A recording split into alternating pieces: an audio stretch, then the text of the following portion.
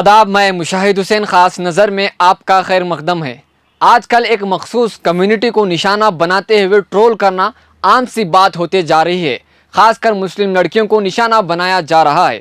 कई मुस्लिम लड़कियों को स्कूल में हिजाब पहनने की इजाज़त नहीं दी जाती है, तो कहीं ऑनलाइन ऐप का इस्तेमाल करके मुस्लिम लड़कियों की बिना इजाज़त फ़ोटो अपलोड किया जाता है और फ़ोटो के साथ प्राइस टैग लगाकर इसे डील ऑफ द डे लिखा जाता है। इसमें कई जाने माने वाली मुस्लिम लड़कियां हैं जो सोशल मीडिया पर काफ़ी एक्टिव रहती हैं और लोगों के हुकूक की बात करती हैं। इनमें समाजी कारकुन, सहाफ़ी, स्टूडेंट के अलावा दीगर लड़कियां हैं जो मुल्क में नाइंसाफ़ी के ख़िलाफ़ आवाज़ उठाती है। तो नाजरीन, इन लोगों का आखिर मकसद क्या था? जाहिर है कि मुस्लिम लड़कियों को निशाना बनाकर इन्हें बदनाम करना।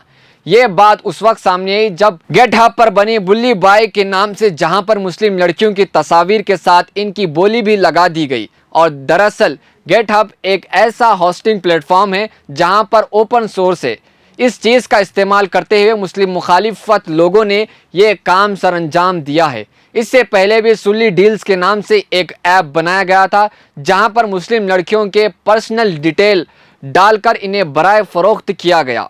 अगर हुकूमत की जानिब से सुल्ली डील्स पर कार्रवाई होती तो आज फिर से ये बुल्ली बाय सामने नहीं आता। यहाँ पर हुकूमत और पुलिस की लापरवाही साफ जाहिर होती है।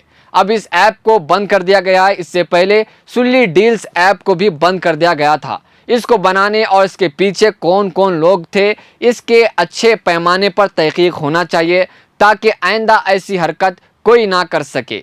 मज़ीद खबरों और तफसीरों के लिए देखते रहे मिल्ली डाइजेस्ट। मिल्ली डाइजेस्ट चैनल पर क्लिक करके सब्सक्राइब करें।